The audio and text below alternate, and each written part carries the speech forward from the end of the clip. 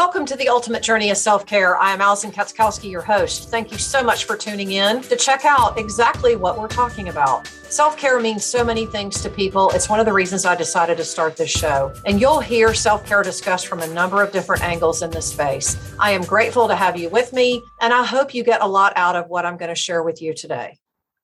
Hey everyone, it's Alison Katschkowsky. Thank you again for tuning in to today's edition of the Ultimate Journey of Self-Care. I am your host.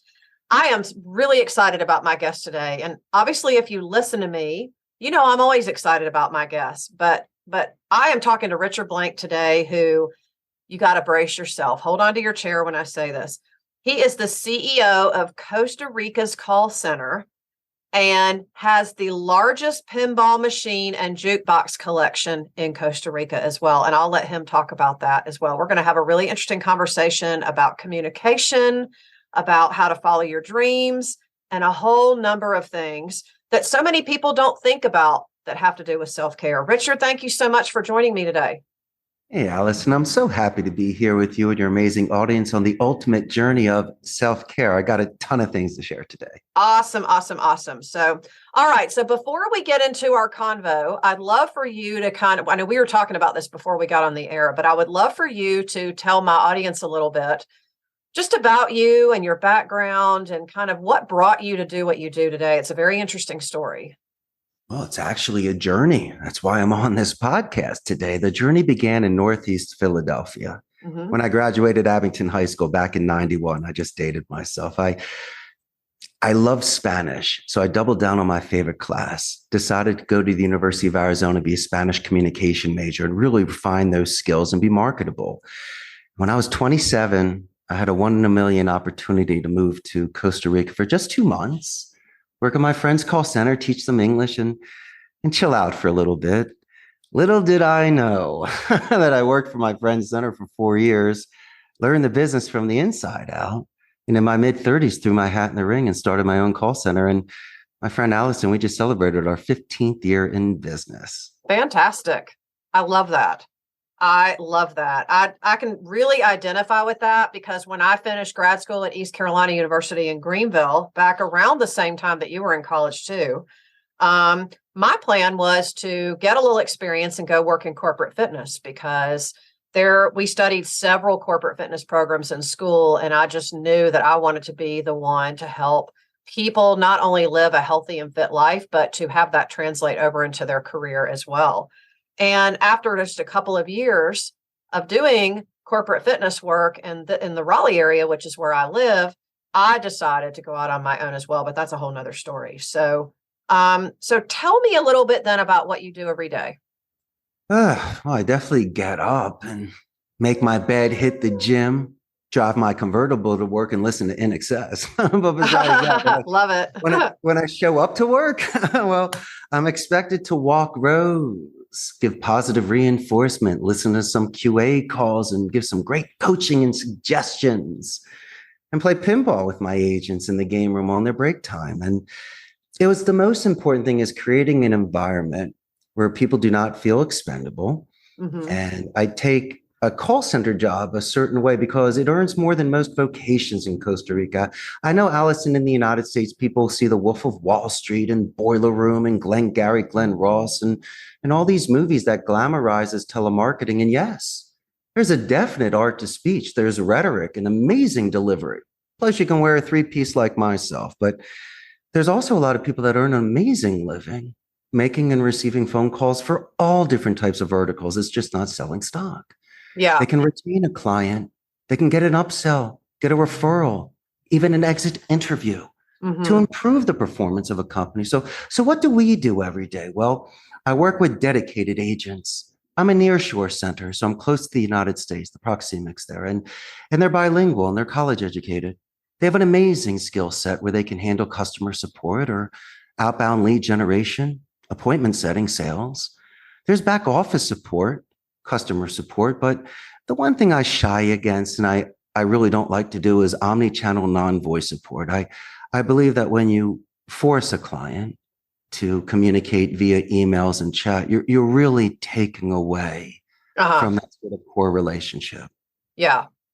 No, I completely agree with you. I think there's a lot of missed opportunities And, for lack of a better way to say it, statements and things that can be completely misconstrued when you just see it in an email or in a text message, right? It really does not replace human conversation and human connection, which, are two things that I think people want more of, even if they don't really know it yet. Also depends on the stage of the relationship. If you and I have known each other for 10 years, we can almost answer with one word or just an emoji.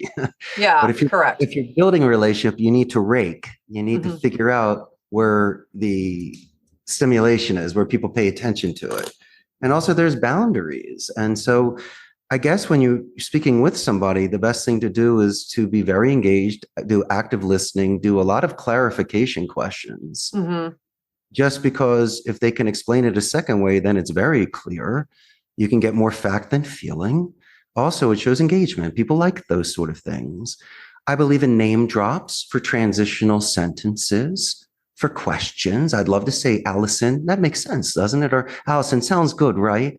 And I'd get that clarification. I believe in personal pronouns. Since calls may be non-visual, you might want to say your or are just to get their attention. Right. A 30-second deal. Pause before names and numbers. There's trigger words, there's spikes. And so there's a phonetic dance that you can do on the phone sight unseen to engage and have these 30-second to 2-minute intervals where you're still gaining that past the pitch. We believe, Alison, in positive escalations. It's the greatest tool. If a gatekeeper assists you in passing the call to a decision maker, mention that verbally and definitely do it in writing, because when I happen to call the ultimate journey of self-care back and your amazing assistant answers the phone, they'll remember me, they'll thank me, they'll add momentum, they'll tell me all the goodies about your company and what your extension is, your schedule and promotions, and just really being my ally prior to any sort of contracts that they're in. Good faith goes such a long way out. It does. It does.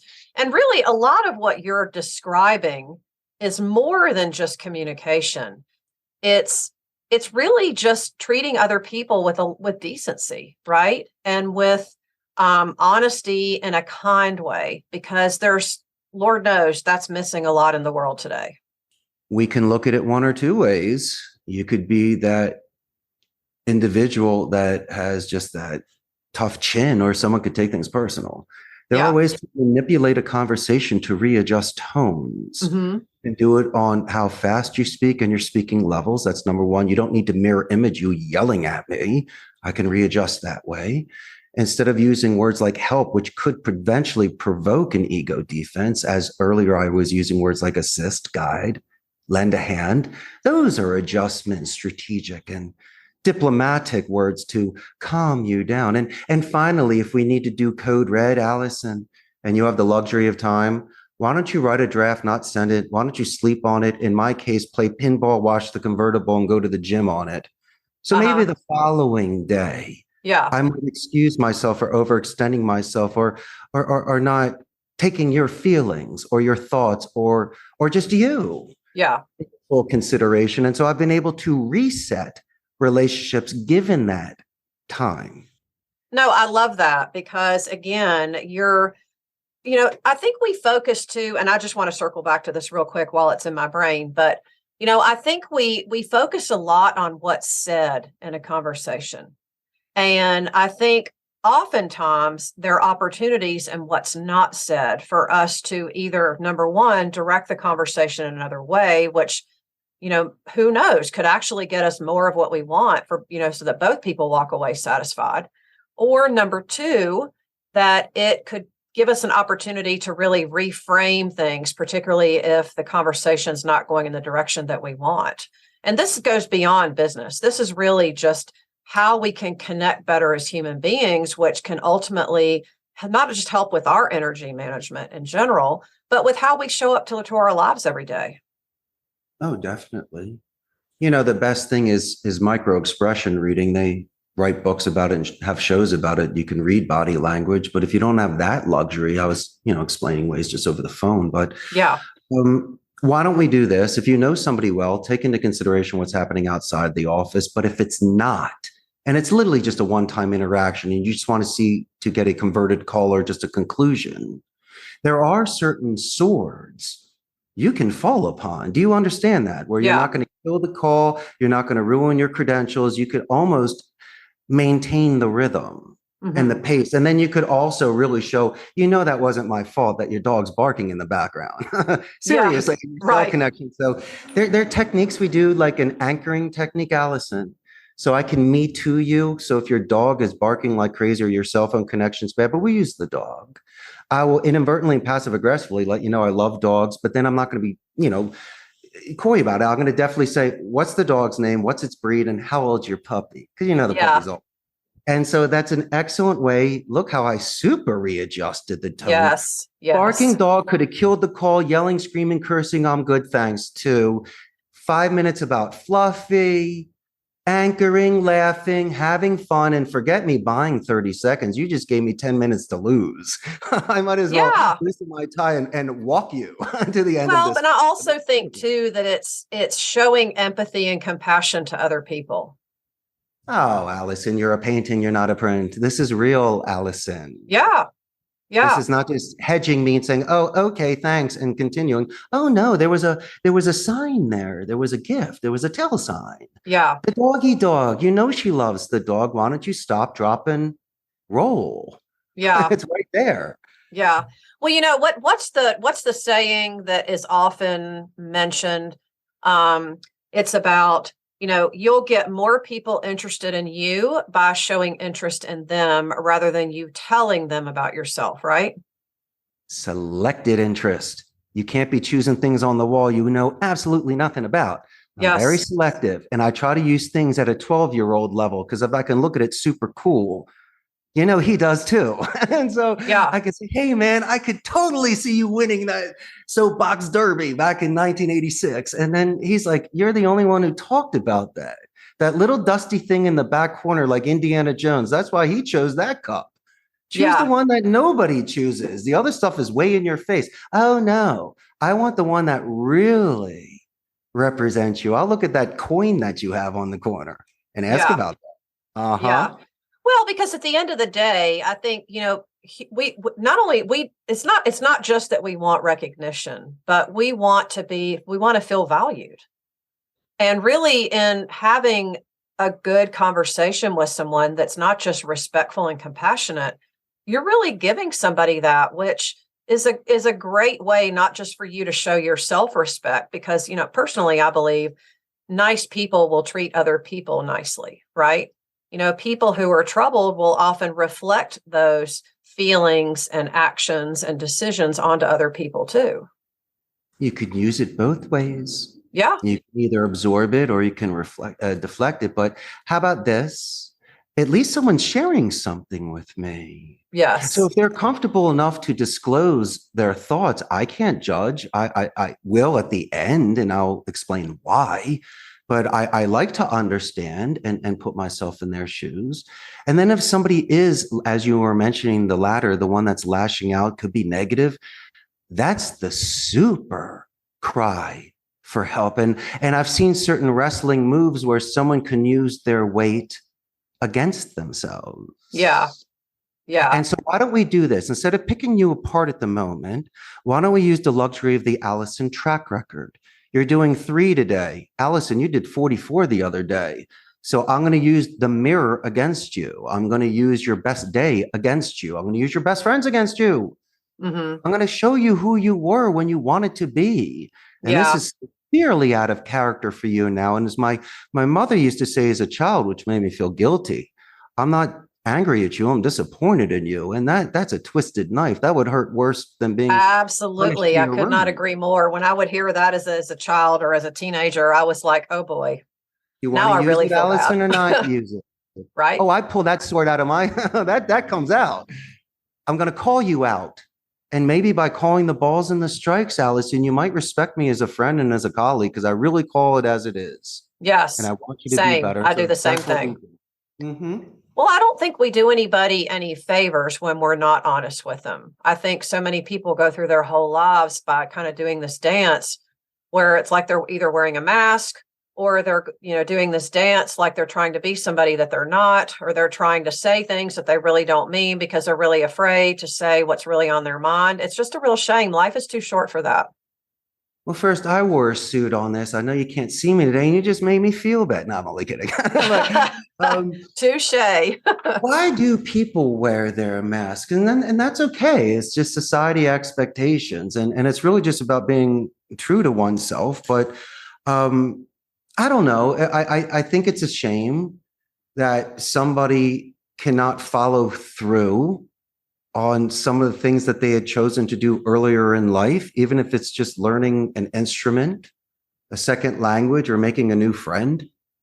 But these are the sort of things I try to reinforce here in regards to self-confidence, self-reliance with the agents. Yeah. And so it's just by knowing their names and working with them and getting excited like I do, for some odd reason, this castle seems to grow.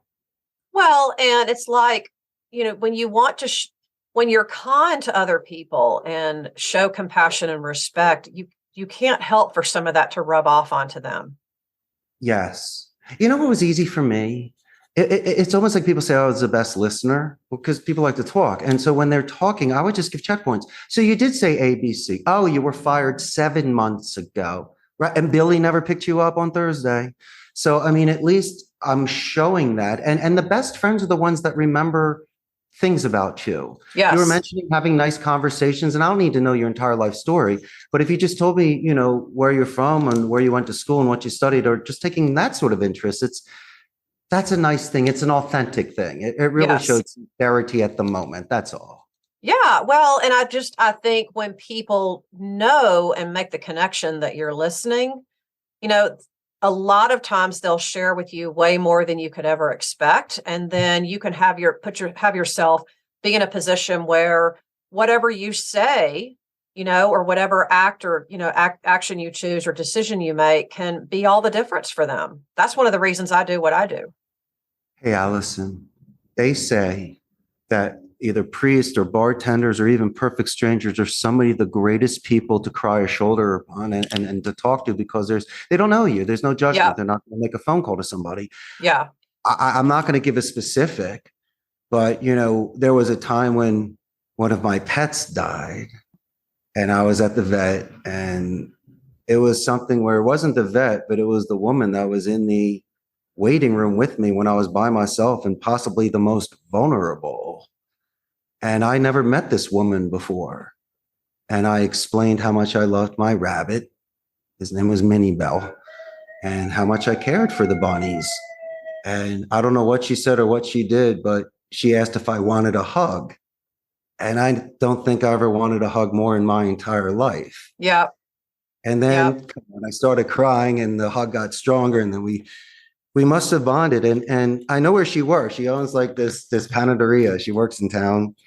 And so I stopped by a couple weeks later and I met her son, and I said, "Would you please tell your mother in the back I was the gentleman with the rabbit?" And then she came out, and I said in front of her son how amazing your mother is. And she was there at a moment that I needed somebody so bad. And a stranger turned into a very close friend, to where when I drive past now, there's always waves and smiles. And so that came out of it. And strangers Yes. can be there for you. And trust me, I want to hug somebody one day who lost their rabbit.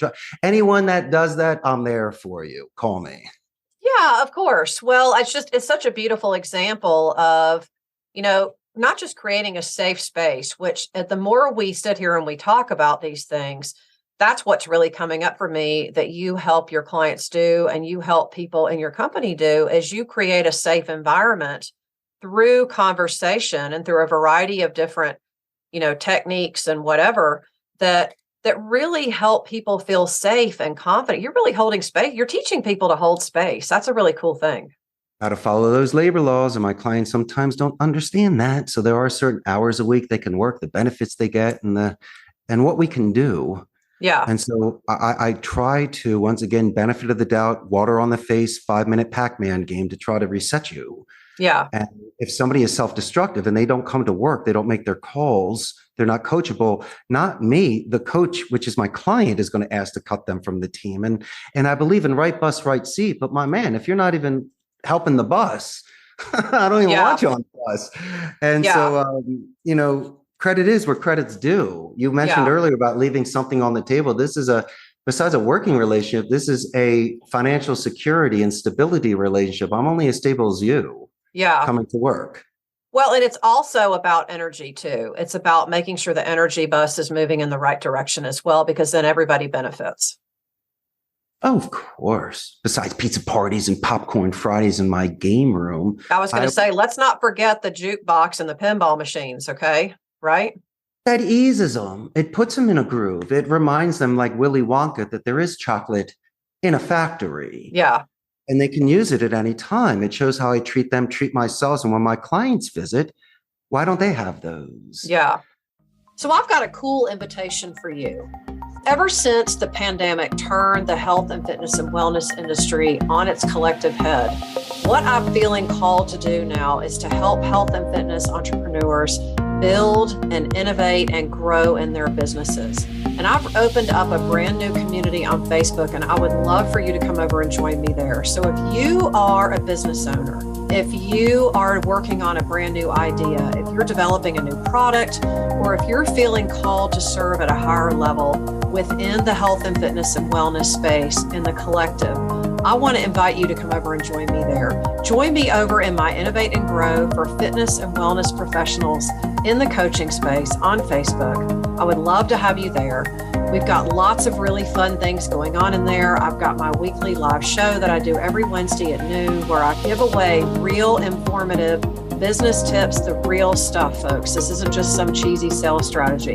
Come over and join me and Innovate and Grow for fitness and health wellness entrepreneurs on Facebook so that you don't miss any of the action. I will see you there. So let me just ask you kind of an off the wall question. Well, it's not really off the wall, but I just think it needs to be said. Why do you think so many people struggle with being able to either, number one, have a good conversation where you're actually able to walk away, not just with what you really want, but what you really need? And two, why do you think people have a story that they can't do that? Well, I like due diligence. Can I give simple examples? How you Absolutely. The simpler, the better. We researched one another prior to the podcast, got excited. There's 1,000 things to choose from. We felt we chose the best ones. And prior to calling a company, I like to look at a LinkedIn profile or website. And I mentioned earlier about scanning rooms and seeing that Indiana Jones thing to get you out of the cave and to really spark interest. There's so many gifts that people will give you in regards to photographs and company culture. And even when you look at LinkedIn profiles, how far back do they go? Do you want to talk about their high school, where they grew up? Those are fun things if you know things about that. But due diligence can assist you in adding momentum, reducing any sort of fear, stress, or unknown, and increasing your odds by at least 60%. You're not going to bat 1,000, but my goodness gracious, you're bringing, it's like Carrot Top. You got a big box of goodies and you just got to throw 1,000 things out there till one thing hits with the audience. And why don't people have stories with these things? Well, I'm sure they do, but these are stories they don't want to tell you. Yeah. These are the stories of when they crashed and burned and someone hung up. Well, that's very interesting because, Alison, you could ask me, and I would love to tell you about a couple stories of where by default, I didn't get the account. It wasn't because I didn't want it. I don't do 24/7. We don't speak Chinese here. Yeah. And I can't match the rates of India and the Philippines of offshore. Yeah. 99 out of your 100 questions, you want to work with me, but that one thing I can't do. And those are the stories I share with you on how I failed and why I failed. Yeah. And realizing there was a point of where, as you mentioned, my friend, we were not both leaving something on the table. I felt there was too much leverage on your side, or it's a seller. The agents would just never want to take it. Yeah. So no one's showing up for your account and then you're angry. So ethically, I have to have no surprises and lay it out there. I'm not a devil's advocate. I've been in business for 15 years. Yeah. I got to let you know. Mm-hmm. Well, and I love that because I think you're not really doing people any favors when you're not being honest. But I'm thinking more about, the stranger you might meet on the street, or the conversation that you might have with, somebody else, maybe a friend, maybe it's a casual acquaintance. And it's almost like some people don't know how to have a good conversation or don't even know how to start. Well, you got to find the thing in common. I always like, say, nice weather today, right? That's like a joke where it's really boring, but obviously it's a very safe thing to ask somebody. Or Hot today, right? how about whatever your sports team is? How about the Eagles? Wow, what a great season, right? Like if it's May, for an example, and I see someone doing the Mean Joe Green Coca-Cola drink, where he's putting it down on a hot day, I'll walk up and say, you know what? That ice cream looks so tasty. Just like that. Right. Or wow, you're right. What where did you find that? Eat there? It looks so good. Tell me about it, right? It looks just so tasty. And you overdo the tasty because you look like you're enjoying yourself, Alison. Yeah. No, my wife says that when she buys me ice cream and I'm standing in line at the movies, like I move back and forth. I don't know, like an 80s dance where you don't know how to dance, you're doing this side slide. She goes, why do you keep moving with the ice cream? I go, I don't know. It just tastes so good. She goes, stop moving. Can't help it. You're like, because I'm having a good time, right? No, Alison, you put chocolate jimmies on top, then I'm dancing. Yeah. Love it. So let's say someone out there is listening. Well, there's lots of people listening. Okay. But let's just say that, someone out there this is really landing for them in terms of just a little, there's so many golden nuggets that you've shared, so many, takeaways in terms of just not just human connection, and how to direct a conversation, but really it's like what I was saying, like being able to give someone something that they're really not expecting, But let's say someone out there, this is really landing for them, and they're ready to start with some simple tips today for themselves. What would you recommend? Well, the advice that I shared today, in my opinion, were self-care areas that did not compromise ethics, values, or morals. I'm just asking you not to be aggressive or passive, yet assertive. That's all. If with you do dedicated practice, due diligence, getting past certain guilts or certain expectations or pressures which may not be correct for your rhythm, your pace, and your head. I started small. I started at my house, launched the website October 4th of 2007, landed the first account February 6, 2008. It was 1 seat, 50 hours. I was renting a turnkey station at a blended center. So I paid the overhead, I paid the salary and the benefit, and I made my margin, but it really wasn't glamorous, but I could scale. And I did that for a couple of years and built the capital to rent a place to build out 150 seats. Brand new? No, Alison. Second and third hand computers that are still working, but for a fraction of the cost. So I could scale that way. And then what, Richard? Well, 6 years later, I had enough capital to buy a building and put on a third floor with neon lights and marquees and a game room. And I have my brick house. The wolf ain't blowing this one down.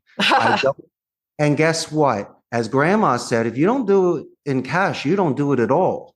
I don't have partners or a mortgage. This was old school, triple downing on myself. And so there's nothing motivates you more when you put it all on you. And so 40-hour, 80-hour weeks, what-hour weeks, full weeks. I'm in this to win this. I'm going to pull a Chuck Wepner with Ali. I'm going 15 and I'll take my hits. But here's the skinny. I was raised to go distance. I was raised by my family to at least be a straight shooter. And guess what, Alison? Here's the last thing as well for your audience. And they're amazing. Think of themselves as a trunk. You had a richer trunk of a tree. In order for me to grow, especially being a guest in this country, I needed roots and I needed branches. So I needed IT directors, human resources directors, accountants, attorneys, supervisors, managers, people with 10 years experience.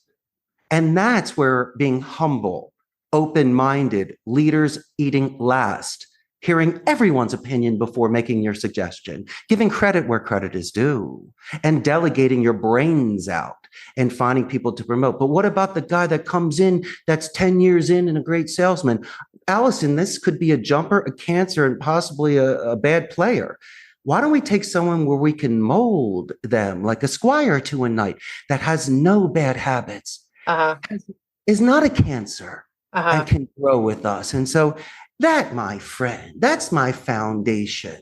Yeah. That has given me 15 years in business. No, I love it. I love it because there's so many parallels to just how we can live our lives too, based on the story of how you created your company and built your business. I mean, what I heard is be humble, listen to other people, don't be afraid to ask for help, give credit where credit's due, don't think that you're all alone, treat people the same. But most importantly, I think my biggest takeaway is go all in on yourself and believe in yourself. And I think that's such a powerful message that people just need to hear every single day.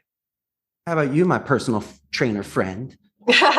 Everyone sees you rocking it, right? At the beach, right? On the summer, we're always ready. But no one ever saw the hours and hours and dedication and diet and mindset and Alison walking in the gym to somebody else, a colleague, someone that is dedicated, and saying, excuse me, how are you doing that exercise? Or do you have any suggestions for this? There's no jealousy. Everyone's sharing. Everyone's spotting. Everyone's telling you to watch something or read something or eat something. The best advice I got was from everybody, not me. And we make it look easy, but it's really about that dedicated practice and putting in the time. And I don't know, maybe this $1 million dream happened. And do I make it look easy? I don't know.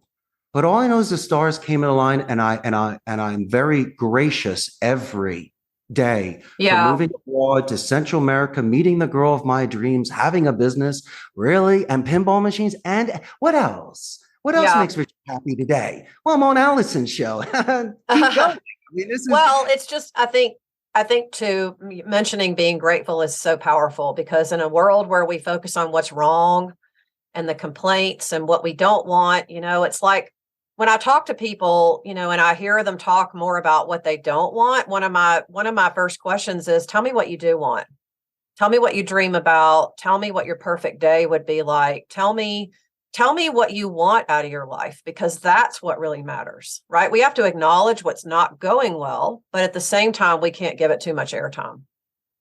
The old philosophy, if you smell something funny after 10 stores, look at your own shoe. So we got to see if it's the person or it's the environment. Is it nature or nurture? And who are you and what are you doing? And what are these decisions that you're making? And so sometimes you need to be selfless and sometimes you need to be selfish. I should have never self-care is never selfish. Because if you don't prioritize yourself, there's no way you can do all the good in the world that we're all put on this planet to do. Listen, I was expected to stay in the States and work at a family business. I didn't do that. That barn door was open and I was gone. I was yonder. And I never came back in a sense of living full time. I was still on my adventure and I was still loving life. I love it. I love it. This has been so fun. Where can people find you, Richard? Well, they can buy a first-class plane ticket like you will and come visit me in Costa Rica. Okay. We are, just for your audience, we're north of Panama, south of Nicaragua, only democratic society in Central America, no standing army, 95% literacy rate, all that money go back into education, best infrastructure, most neutral English accent. Companies such as Amazon, HP, Intel, Oracle are here, known for medical and, ecotourism. Plus, I'm here. So that's my pitch for. But I got a very, very large Facebook fan page, about 110,000 local Costa Rican ticos. And so when this goes live, my friend, you're going to have a ton of new fans. Oh, well, that's so nice of you. But so tell me, what's the name of your Facebook page? Costa Rica's Call Center. I just try to make it easy for you. Okay. There we go. And tell your audience they can join, post, and have some fun. Absolutely. Oh, I love it. I love it. So awesome. Thank you so much today for making time and for having, this conversation. There are just so many pearls in what you shared that I think people can walk away with and really apply in their day-to-day lives as well as their business life. Well, I can't thank you enough, Allison. Love your show. You got the best energy and the best audience. And I really enjoyed my time with you today. I do have a great audience, and for that, I'm extremely grateful. So folks listening out there, if you want to connect with Richard, you can find the link to his Facebook page in the show notes. You can do that, learn about his game room, learn about what he does, learn more about his mission, and obviously connect with him if you're looking to go to Costa Rica, right? Because as a lot of what we talked about in the underlying tones is we have to make time for play too. And before I sign off, I just want to say thank you to all of you for all of your support of me, of my show, of my mission. We're heard all over the world. And I love the fact that every single week we can reach more and more people. If you have a friend or a colleague who you believe needs to hear this episode in particular, please feel free to share the link with them as a gift from me.